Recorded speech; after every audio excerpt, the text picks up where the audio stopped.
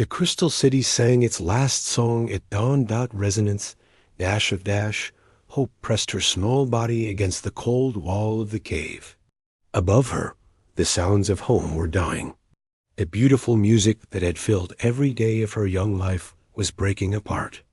Piece by piece, her people, the Kethani, lived in cities made of pure crystal. These crystals carried their voices across great distances. When one Kethani sang, others could hear it from miles away.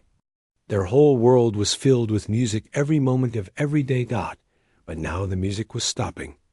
3 days ago, ships had come from the dark between stars. These ships were not like anything the Kethani had ever seen. They were alive, but also machine. They moved like giant insects, but spoke in the cold language of computers. The Kethani called them the Harvok swarm. The Harvok had one goal. They wanted the crystals that made up the Kethani cities. These crystals were rare and valuable. The Harvok did not care that people lived in these crystal homes. They did not care about the music. They only wanted to take everything and leave. Resonance of Hope remembered the first attack. She had been singing morning songs with her pod siblings when the sky turned dark. Giant biomechanical drones had descended like angry storms. They began tearing apart the crystal spires that reached toward the clouds, each broken crystal made a sound like a scream. The adult Kethani had tried to fight back, but they were a peaceful people. Their weapons were songs, not guns. Their strength was in harmony, not war. Against the Harvik's living machines, their music meant nothing. Elder. Harmony of Ages had made the hardest choice any Kethani leader had ever made. She ordered everyone to run to the deep caves under their moon. These caves were old and strong. The crystals here were different. They could hide the sound of Kethani voices from the Harvok sensors above, but hiding meant silence. And silence, for the Kethani, was like death. Resonance of Hope touched the small crystal pendant around her neck. It held the last song her birth singer had given her before the attack. The song was about hope and light and the beauty of tomorrow. Now it felt like holding the memory of something that would never come back. In the deep cave, dozens of Kethani families huddled together. The younglings were the hardest to keep quiet. They did not understand why they could not sing. Their natural instinct was to call out, to share their feelings in beautiful harmony. The adults had to constantly whisper warnings to stay silent. Elder. Harmony of Ages sat in the center of the group. Her crystalline body was old and had many small cracks from a long life of making music. But her mind was still sharp. She had been working on something important for 3 days now. The message is ready, she whispered to the other adults. Resonance of Hope crept closer to listen. She was young, but she was old enough to understand that something very important was happening. We will send our cry for help across the deep space. Elder Harmony of Ages continued. Our voices will travel further than any Kethani voice has ever traveled before. Someone, somewhere, must hear us. Someone must understand that we need help. The other adults looked worried. Sending such a powerful message would be dangerous. The Harvok might detect it. They might find the caves. What if no one answers? Asked Melody of Sorrow, whose own younglings clung to her legs. Then we will have tried, the elder replied. And trying is better than accepting defeat. The plan was simple but risky. All the adult Kethani would sing together. They would pour all their fear, all their sadness, and all their hope into one massive song. This song would be so powerful that it would break through space itself and reach other worlds. They would have only one chance. After the message was sent, they would have to move deeper into the caves. The Harvok would surely detect such a strong signal. Resonance of Hope watched as the adults formed a circle. Each one placed their hands on the cave walls where old crystals grew. These crystals were connected to the crystal networks that spread across their entire moon. Even though the Harvak had destroyed many of the surface crystals, the deep network was still intact.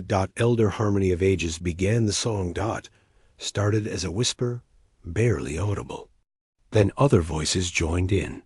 The song grew stronger and more complex. It told the story of the Kethani people. It spoke of their peaceful cities and their love of music. It described the beauty of harmony and the joy of shared songs. Then the song changed. It became darker, sadder. It told of the Harvak attack. It painted a picture of crystal cities being torn apart and music being silenced forever. It spoke of children hiding in caves, afraid to make any sound. Finally, the song became a plea. It reached out across the vast emptiness of space, calling for help. It begged anyone who might be listening to understand. The Kethani were dying. Their culture, their music, their very way of life was being destroyed. The song was so beautiful and so sad that Resonance of Hope began to cry. The tears that fell from her crystal face made tiny musical notes as they hit the cave floor. A message burst from their moon like a wave of pure emotion. It raced through space, carried by quantum frequencies that most species could not even detect. It passed by busy space stations where traders haggled over goods. It swept through military patrol zones where soldiers watched for enemies. It reached the grand halls of the Galactic Council where important beings made decisions about the fate of worlds. Most who encountered the signal did not understand it. To them, it sounded like natural space noise or perhaps the songs of some unknown whale-like creatures. They marked it in their logs as unidentified harmonic phenomena and moved on with their day. But on a research ship called the Endeavor, something different happened. Dr. Sarah Chan was working late in her laboratory when the signal reached their sensors. She was a xenolinguist, someone who studied the languages of alien species. She had spent her whole career learning to understand how different beings communicated. When the Kethani song first played through her equipment, Sarah thought it was just another cosmic background noise. Space was full of sounds that seemed almost like music. But something about this signal made her listen more carefully. She played it again and again. Slowly, she began to hear patterns in the music. There were emotional markers that reminded her of distress calls she had studied from other species. There were repetitive elements that suggested urgency. Most importantly, there was an underlying structure that could only come from intelligent beings trying to communicate something very important. Sarah worked through the night, running the signal through every analysis program she had. She compared it to thousands of known alien languages and communication methods. Gradually, she began to understand what she was hearing. This was not just music. This was a cry for help. The signal contained complex emotional data that painted a clear picture. A peaceful species was under attack. Their homes were being destroyed. They were hiding and afraid. They needed someone, anyone, to help them. Sarah's hands shook as she reached for her communicator. She needed to contact the ship's captain immediately. But first, she listened to the message one more time. In the beautiful, heartbreaking harmony of the Kethani voices, she heard something that made her think of her own daughter back on Earth. The love of parents trying to protect their children. The desperation of people watching their world die. Sarah Chun made a decision that would change everything. She was going to make sure someone answered this call for help. Far away, in the deep caves of a crystal moon, Resonance of Hope and her people waited in silence. They had sent their song into the void. Now all they could do was hope that somewhere, someone was listening. Above them, the Harvuk continued their terrible work. Crystal spires fell like broken dreams. The music of an entire civilization was being erased from the universe. But their call for help was traveling through space at the speed of light, carrying with it the hopes of a dying people and the promise that somewhere in the darkness, help might be coming. Captain Marcus Torres had been sleeping when the emergency call came through. 3 sharp beeps on his personal communicator meant only one thing. Someone needed his team, and they needed them fast. He rolled out of bed in his small quarters aboard the military station Olympus 7. Around him, the other soldiers were doing the same thing. The Void Walkers never slept deeply. They had trained themselves to wake up instantly and be ready for action in under 2 minutes. Marcus pulled on his black uniform and checked his gear. As the leader of humanity's most elite stealth unit, he always had to be prepared for the impossible missions that no one else could handle. The briefing room was cold and filled with the blue glow of holographic displays. Admiral Richardson stood at the front, her face serious. Behind her, Dr. Sarah Chun sat with a tablet in her hands, looking tired but determined. "Gentlemen," the Admiral began, "we have received a distress call from an unknown species. Dr. Chun will explain what we know." Sarah stood up and activated the holographic display. The room filled with the haunting music of the Kethani plea for help. Even though Marcus did not understand the language, he could hear the pain and fear in every note. This signal came from the Veltar system, approximately 400 light-years from here, Sarah explained. The species calling for help are called the Kethani. They are a peaceful, crystal-based life form that communicates through harmonic resonance. The hologram showed images that Sarah had pieced together from the signal. Crystal cities that looked like frozen music. Beings made of living crystal that sang instead of spoke. It was beautiful and alien in a way that made Marcus think of cathedrals made of light.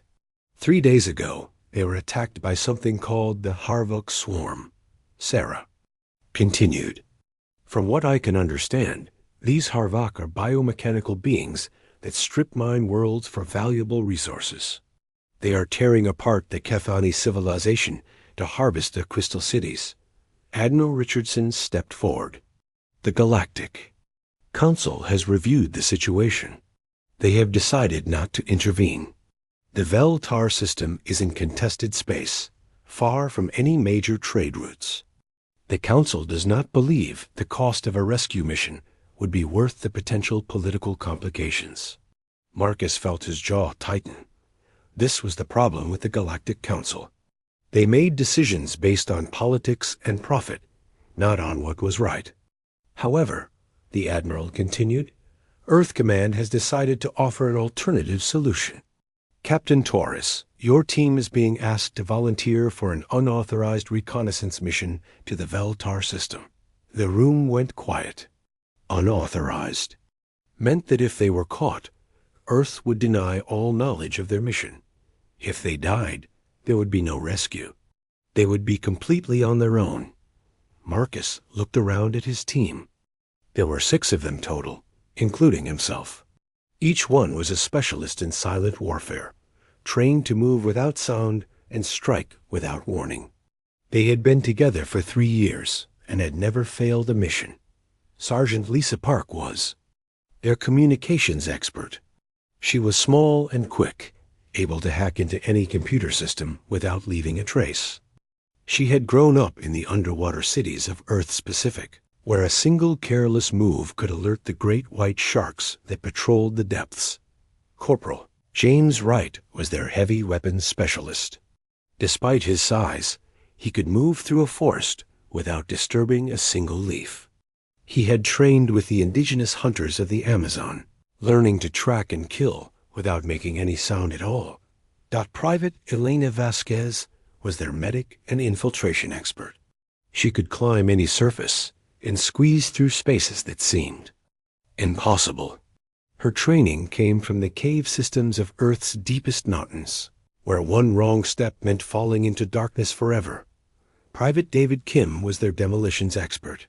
He could take apart any machine or building without causing any noise or vibration. He had learned his skills in the zero-gravity mining stations around Jupiter, where a single sound could crack the ice and kill everyone inside. Finally, there was Corporal Michael Foster, their sniper and reconnaissance specialist. He could remain perfectly still for hours at a time, waiting for the perfect moment to strike. He had trained in the frozen wastelands of Antarctica, where movement meant warmth, and warmth meant survival. Marcus knew his team better than his own family. He knew that each one of them would volunteer for this mission, even knowing the risks, but he had to ask anyway. "This mission is completely voluntary," he said quietly. "We would be traveling deep into enemy territory with no backup and no support. If we go, some of us might not come back." Lisa Park was the first to speak. "Captain, I listened to that signal for 3 hours while Dr. Chun was translating it. Those people are singing about their children. They are watching their kids learn to be afraid of their own voices. I have a daughter back on Earth. If someone was hurting her, I would want someone to answer my call for help." The others nodded in agreement. James Wright spoke next. "Sir, we have spent our whole careers training to be invisible, to move without sound, to strike without warning. This Harvok swarm sounds like they rely on sensors and vibration detection. They would never see us coming." Marcus looked at Admiral Richardson. "Ma'am, what resources would we have?" "The stealth ship Whisper is being prepared for immediate departure." She replied, "It has been modified with the latest sound-dampening technology and quantum shielding that should make you invisible to most sensor systems. You would also have access to our newest silent weapons and armor." Dr. Chon stepped forward. "Captain, I would like to come with you. I am the only person who can communicate with the Kethani if you find any survivors. I know their language and their culture." Marcus shook his head. "Dr. Chun, with all respect, this is a military operation. You are not trained for combat." "But I am trained for this," she replied firmly. "Those people sent their message into space, hoping that someone would understand them. I am the someone who understood. I need to be there to help them." "Admiral." Richardson considered this. "Dr. Chun, if you come on this mission, you will be under Captain Torres' command at all times. You will follow orders without question, even if those orders seem wrong to you. Do you understand?" Sarah nodded. "I understand completely. I just want to help them." Marcus spent the next hour reviewing the mission details. The Vel-Tar system was 4 days away by faster-than-light travel. The Kethani moon was heavily occupied by Harvok forces. Intelligence suggested that the Harvok operated as a hive mind, which meant taking out their command structure could potentially disable. Their entire Operation The plan was simple in concept, but dangerous in execution. The Whisper would approach the system using stealth technology. The team would infiltrate the moon and locate any surviving Kethani. They would assess the situation and, if possible, find a way to drive off the Harvok forces. Marcus knew that. 6 humans against an entire alien invasion fleet sounded impossible. But that was exactly the kind of mission the Void Walkers had been created for. They were not meant to fight fair battles or win through superior numbers. They were meant to be the nightmare that enemies never saw coming. As the team prepared their equipment, Marcus thought about his own training. He had grown up on a farm in rural Montana, where his grandfather had taught him to hunt.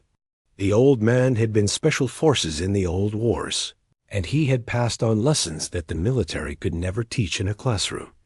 The key to being a predator, his grandfather had said, is not being bigger or stronger than your prey. It is being smarter and more patient. A wolf does not announce its presence to the deer.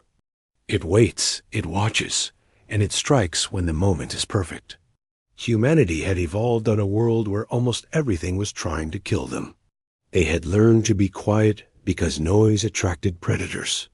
They had learned to be patient because rushing into danger meant death.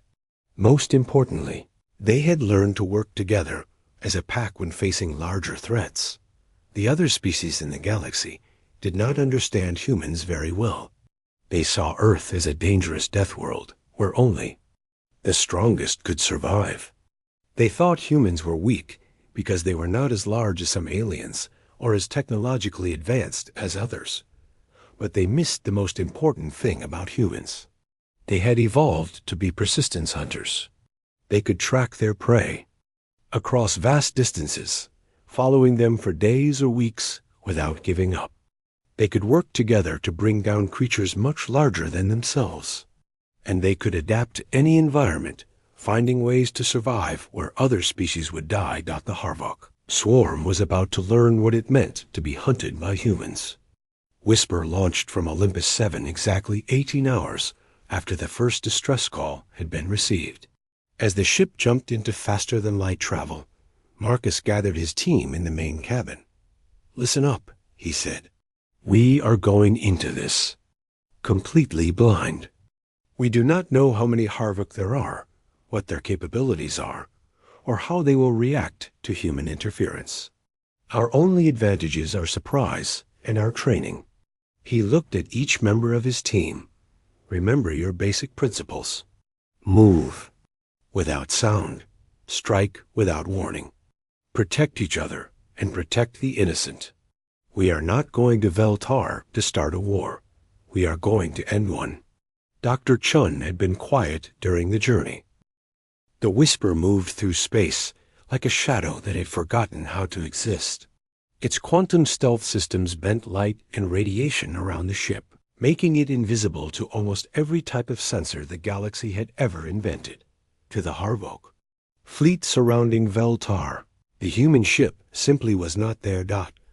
Captain Marcus Torres stood in the ship's observation deck, watching the enemy through passive sensors.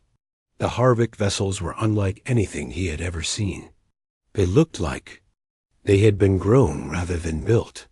Living metal flowed over mechanical frames, creating ships that pulsed like giant hearts. Occasionally, one of the ships would split open and release smaller drones that swarmed around the moon like angry insects.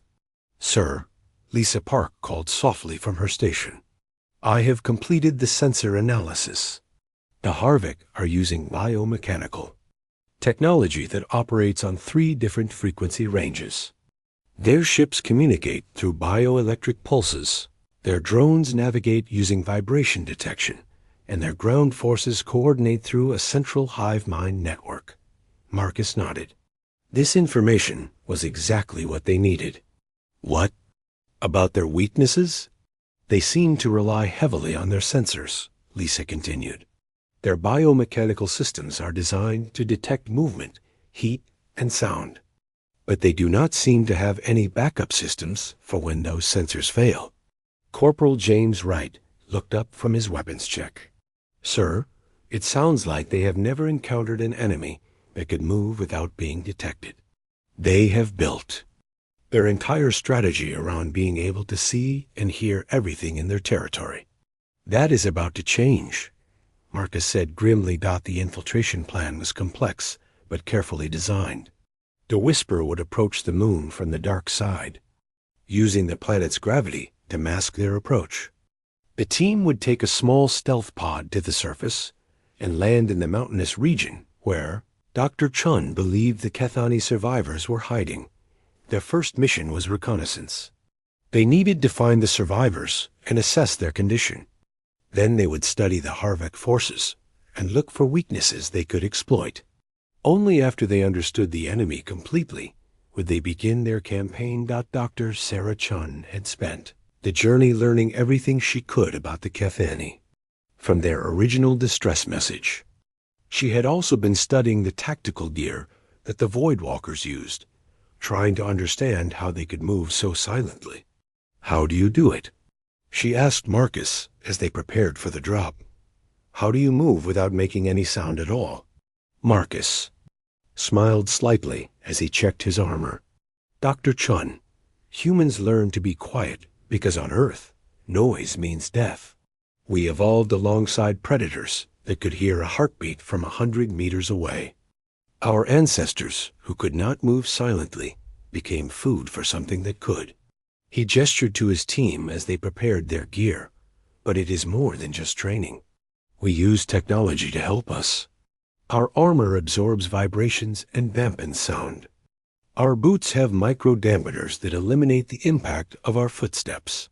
Even our breathing is regulated through filters that prevent any air movement from being detected. Most importantly, added Sergeant Park, we think like predators. We do not just move quietly. We think quietly. We plan every step, every breath, every movement before we make it. By the time we act, we have already considered every possible sound we might make and eliminated it. The stealth pod detached from the Whisper without any vibration or energy signature. It drifted toward the moon's surface like a piece of space. Debris, using gravity and momentum instead of engines. When it finally touched down in a rocky canyon on the dark side of the moon, it made no more sound than a falling leaf. Marcus was the first to emerge from the pod. He moved like a ghost, his armor making him blend perfectly with the shadows between the rocks. His helmet sensors analyzed the air, the ground, and the electromagnetic environment around them. Everything was transmitted to his team through quantum encrypted neural links that produced no detectable signal. The Kethani moon was beautiful, even in its destruction. A crystal formations that covered much of the surface caught and reflected the light from distant stars, creating patterns that looked like frozen music. But many of the larger crystal structures had been shattered by Harvok mining operations.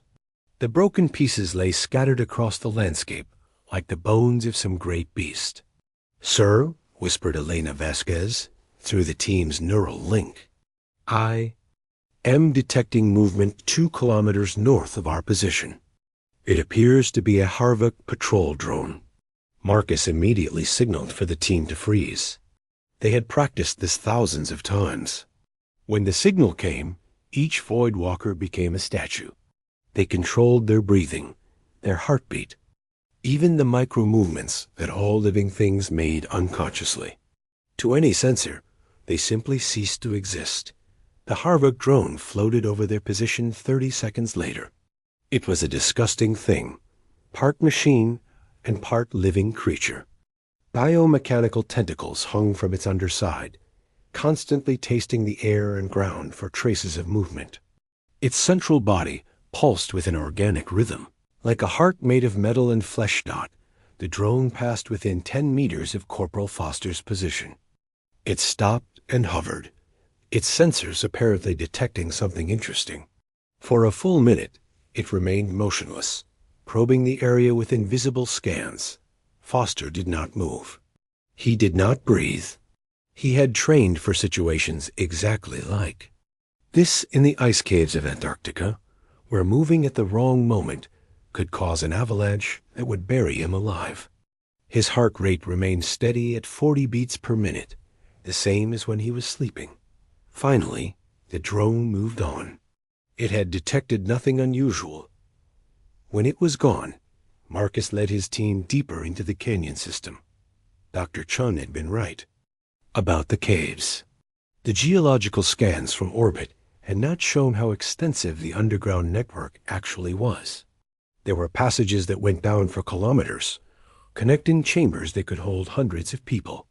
"Sir," Lisa Park's voice came through the neural link. "I am picking up very faint harmonic resonances from the cave system ahead. It might be the Kethani survivors." Marcus signaled for the team to proceed with extreme caution. They moved through the cave entrance like smoke, their armor systems adapting to the new environment. Inside the caves, the crystal formations created natural acoustic chambers that could amplify even the smallest sound. One careless footstep could echo for miles. The deeper they went, the more evidence they found of Kethani habitation. There were sleeping areas carved into the crystal walls, places where fires had been carefully contained to produce no smoke, and storage areas where food and water had been rationed with desperate efficiency. It was Dr. Chun who first made contact with the survivors. They had been moving through a narrow passage when she suddenly stopped and held up her hand. Through her helmet sensors, she had detected something the others had missed. The faint sound of crying. It was not human crying.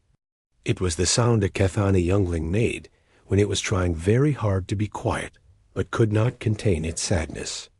The sound was like crystal wind chimes being played by a gentle breeze, beautiful and heartbreaking at the same time. Dr. Chun carefully removed her helmet and began to sing. Her voice was soft and careful, designed to carry the harmonic patterns she had learned from the original distress message. She sang a simple melody that meant friend and help, and do not be afraid. It was clumsy compared to true Kethani music, but it carried the right emotional markers. The crying stopped immediately. Then, from deeper in the caves, came an answering song. It was cautious and questioning, but it contained notes of hope that had not been heard in the Kethani caves for days. Marcus watched in amazement as Dr. Chun conducted the first conversation between humans and Kethani. It was not really a conversation in the traditional sense. It was more like a musical exchange of emotions and basic concepts. But slowly, communication was established. The Kethani who emerged from the deeper caves were unlike anything Marcus had ever seen. They were tall and slender, their bodies made of what looked like living crystal. Their faces were beautiful in an alien way, with large eyes that reflected light like prisms. When they moved, they made soft musical notes, as if their very existence was a form of art. The first to approach was an adult female who introduced herself through song as Melody of Sorrow. Behind her came others, including younglings who clung to the adults and stared at the humans with curiosity and fear. Dr. Chun worked carefully to establish basic communication. She learned that there were over 200 Kethani survivors hiding in this cave system. They had been there for 3 days, living on stored food and crystal-filtered water. Most importantly, they were terrified to make any sound because they believed the Harvok could detect their voices. Through careful questioning, Dr. Chun learned more about the Harvok attack. The enemy had arrived without warning and immediately began dismantling the crystal cities. Any Kethani who tried to resist were simply killed, their crystal bodies shattered and left to dissolve. The survivors had only escaped because Elder Harmony of Ages had ordered an immediate evacuation to the deep caves. "They want to know who we are," Dr. Chun translated to Marcus. "They have never seen anything like humans before. They want to know if we are here to help them, or if we are working with the Harvok." The first Harvok drone died without ever knowing humans existed. Corporal Michael Foster had been watching the patrol route for 6 hours, hidden in a crystal formation that overlooked the main mining operation. The drone followed the same path, every hour moving between sensor stations with mechanical precision. It never varied its route or timing by more than a few seconds. That predictability was about to kill it. Foster waited until the drone reached the darkest point of its patrol, a section where broken crystal spires blocked the light from the mining operations. Then he moved. The human sniper flowed across the rocky ground like liquid shadow. His specialized armor made no sound against the crystal surfaces. His breathing was controlled through internal filters that prevented any air movement. Even his heartbeat was regulated through biometric controls that kept his blood pressure steady. The Harvok drone detected nothing until Foster's monomolecular blade sliced through its central processing unit. The creature died instantly, its biomechanical systems shutting down without sending any distress signal. Foster had studied the drone's anatomy from his hiding place, learning exactly where to strike to cause immediate death without triggering emergency protocols. He dragged the dead drone into a crevice between 2 crystal formations. Within minutes, he had stripped away the creature's communication array and primary sensors. These components would be useful for understanding how the Harvok network operated. "Target eliminated," Foster whispered into his neural communicator, acquiring intelligence. 2 kilometers away, Sergeant Lisa Park was conducting her own form of warfare. She had infiltrated a Harvok communication relay station by crawling through maintenance tunnels that the alien invaders had not bothered to secure. To them, the idea that an enemy might move through spaces designed for automated systems was incomprehensible. The relay station was a grotesque fusion of living tissue and advanced electronics. Biomechanical cables pulsed with data while organic. Processing units filtered and redirected communications across the Harvok network. The whole structure breathed with a rhythm that made Park think of a sleeping animal. She attached her hacking devices to the main data flows and began her work. Park had trained in the underwater research stations of Earth's deep ocean, where a single mistake in the computer systems could mean death for everyone inside. She had learned to work with machinery that was more alien than anything most humans ever encountered. The Harvok data systems were complex, but not impossible to understand. They operated on biological principles rather than purely electronic ones. Instead of traditional computer code, they used patterns that resembled genetic information. It was like trying to hack into the nervous system of a living creature. But Lisa Park was very good at her job. She planted data viruses designed to spread slowly through the network. These viruses would not cause immediate damage. Instead, they would hide in the system and gradually corrupt communication protocols. Over time, the Harvok forces would begin to experience coordination problems that they would attribute to natural system degradation. Data infiltration complete, she reported. The network will begin experiencing problems in approximately 8 hours. Captain Marcus Torres received both reports while conducting his own reconnaissance. He had been observing the main Harvok command center, a massive biomechanical structure that had been built on the ruins of the largest Cathani city. The command center was heavily guarded and protected by multiple layers of sensors and defensive systems. But Marcus was not planning to attack it directly. He was planning something much more subtle. Working with Dr. Chun's translations, he had learned from the Cathani survivors that the crystal formations on their moon were all connected through a vast underground network. These crystals could carry sound and vibration across great distances, which was how the Cathani had been able to communicate across their entire civilization. The Harvok had been mining these crystals for 3 days, but they did not understand the network's true nature. They saw the crystals as valuable resources, not as components of a planetary communication system. Marcus intended to turn that ignorance against them. "All teams, report status," he whispered into his communicator dot. The responses came back quickly. Elena Vasquez had successfully infiltrated Harvok Supply Depot and planted explosive charges that would detonate when triggered remotely.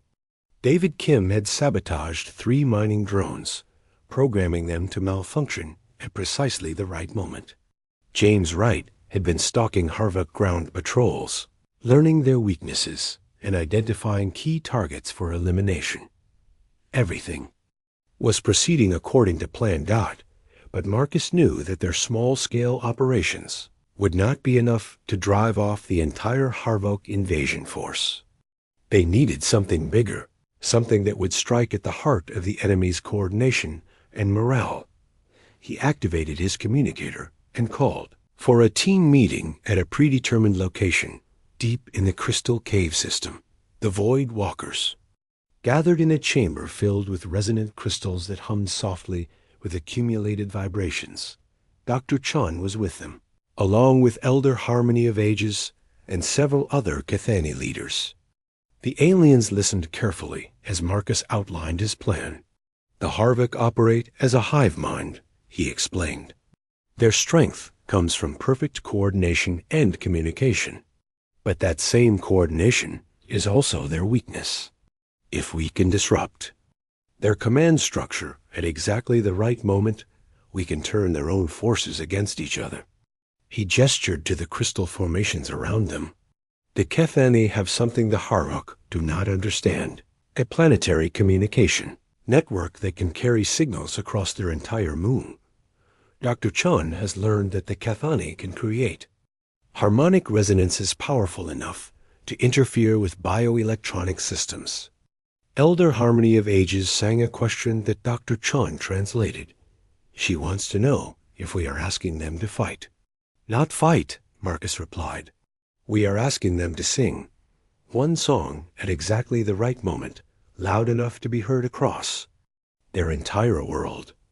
We will handle the fighting. The plan was audacious and dangerous. The Cathani would emerge from hiding and use their crystal network to broadcast a massive harmonic disruption across the moon. This would interfere with Harvok communications and sensors, creating a window of confusion and chaos that, during that window, the Void Walkers would strike at key targets throughout the Harvok operation. They would destroy command centers, eliminate senior drones, and trigger the sabotage devices they had planted over the past several days. The goal was not to destroy the entire Harvok force. That would be impossible for 6 humans. Instead, they wanted to create enough damage and confusion to convince the Harvok that staying on the moon was too dangerous and costly. The risks are significant, Marcus admitted. When the Cathani broadcast their disruption song, the Harvok will detect it immediately. They will know exactly where the survivors are hiding. We will have perhaps 10 minutes to complete our mission before they organize a counterattack. Dr. Chun translated the plan for the Cathani leaders. There was a long discussion conducted entirely in musical harmonies that rose and fell like waves. Finally, Elder Harmony of Ages sang her response. She says that the Cathani have been silent for too long, Dr. Chun translated. She says that some songs are worth the risk of singing them. The survivors will help us. Over the next several hours, the Cathani and the Void Walkers prepared for their coordinated assault. The aliens practiced their harmonic techniques, learning to focus their songs into frequencies that would be most disruptive to biomechanical systems. The humans finalized their target priorities and synchronized their chronometers to ensure perfect timing. Marcus spent the final hour before the operation talking with Resonance of Hope, the young Cathani who had given him the crystal pendant. Through Dr. Chun's translation, he learned more about her people's culture and their love of music. She wants to know why humans fight, Dr. Chun translated. She says that Cathani do not understand the concept of violence. Marcus thought carefully before answering. Tell her that humans fight because we understand that some things are worth protecting. We fight so that others do not have to. We fight so that songs like hers can continue to exist in the universe. Resonance of Hope sang a response that made Dr. Chun smile. She says that makes you the warriors of music itself. The operation began at local dawn, when the Harvok mining shifts were changing and their communications were at their busiest. The Cathani emerged from their caves for the first time in 3 days, moving to crystal formations throughout the northern hemisphere. Elder Harmony of Ages positioned herself at the largest crystal spire in the region, a formation that connected to the planetary network at dozens of junction points. Around her, the other adult Cathani took their positions at smaller crystals, all tuned to the same harmonic frequency. Marcus and his team spread out across the Harvok operation zones, each moving to predetermined targets they had rehearsed. This operation dozens of times in the past few hours, working out every detail of timing and coordination.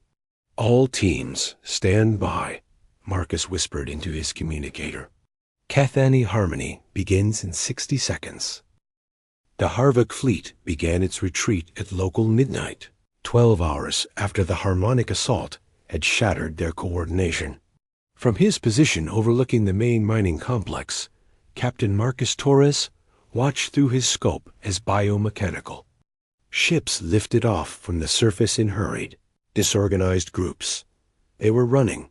The realization should have filled Marcus with satisfaction, but instead he felt only grim determination.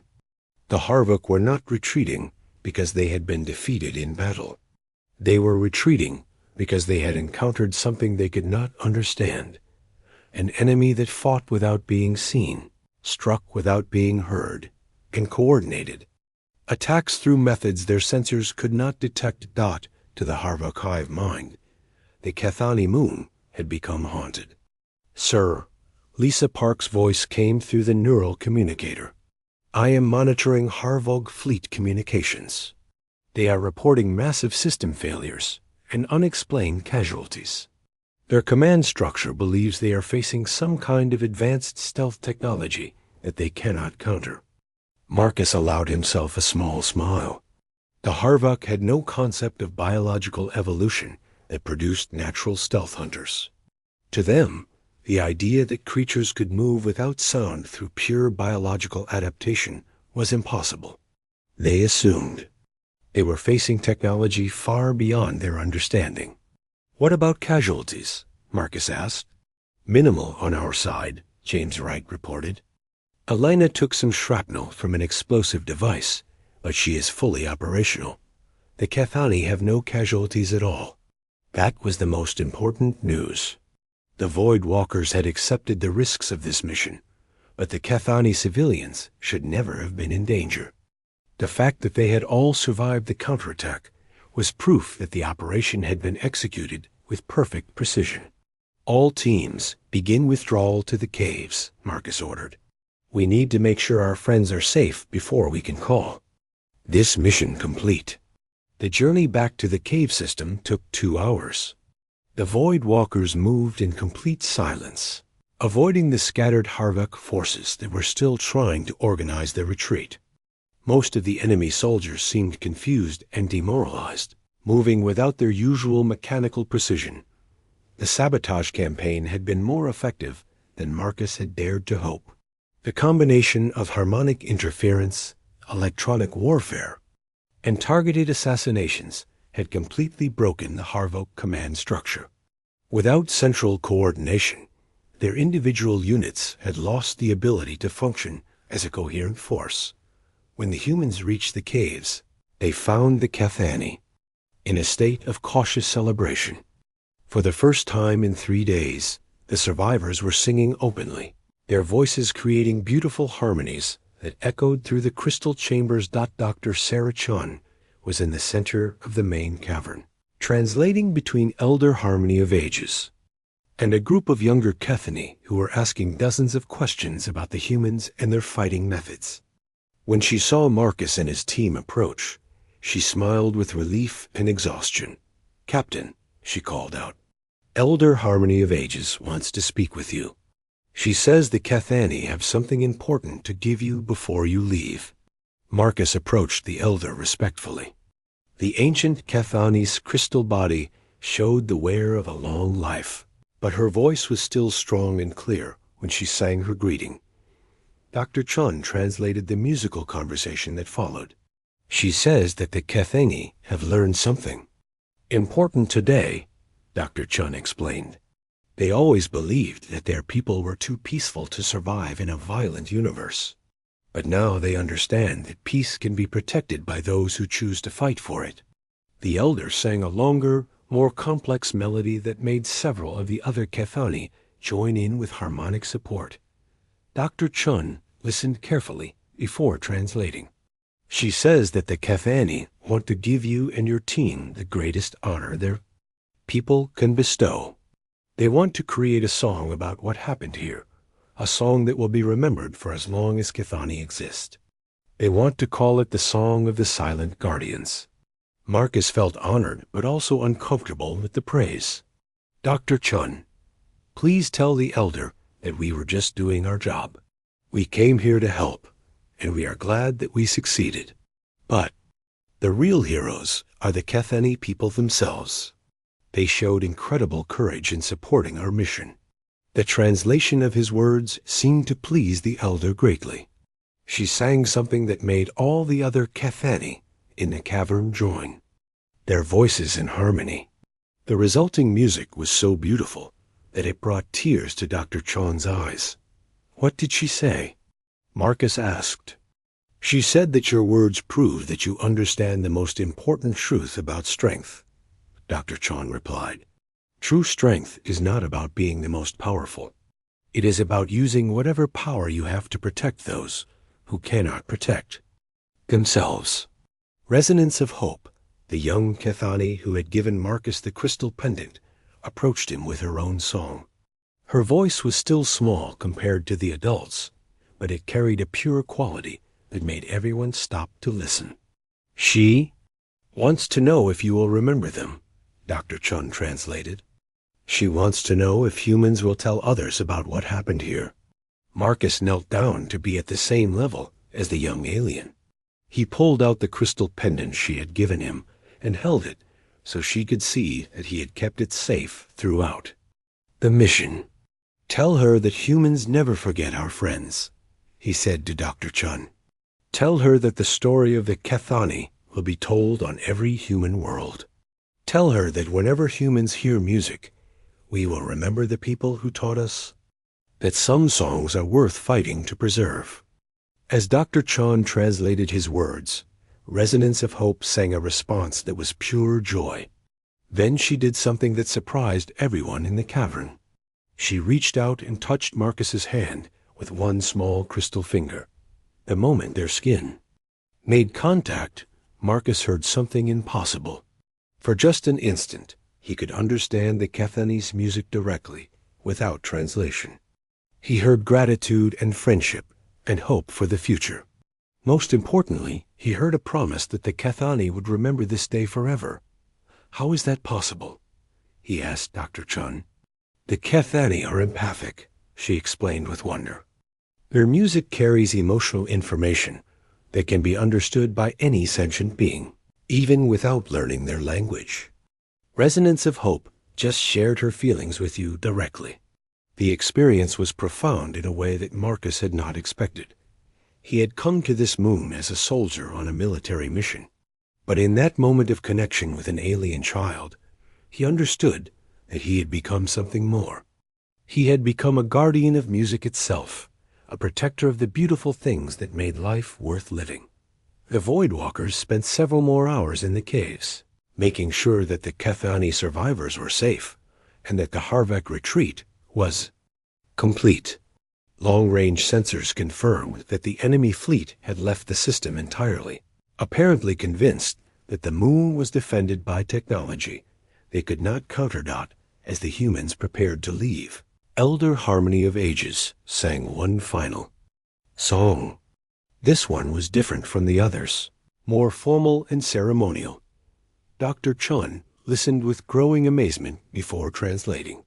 She says that the Kethani are making an offer to Earth and humanity, Dr. Chun explained. They want to establish formal relations between our peoples. They offer to share their harmonic technologies and their knowledge of crystal engineering in exchange for protection and friendship. Marcus was surprised. Dr. Chun, I do not have the authority to negotiate. Treaties, that is something for diplomats and politicians to handle. I know, Dr. Chun replied. But she says that the Kethani do not trust politicians. They trust the silent guardians who came when they called for help. They want you and your team to carry their message back to Earth. It was an honor that Marcus had never expected, but he accepted it with the seriousness it deserved. The Kethani had survived their darkest hour and wanted to build a future based on the friendships forged in that darkness.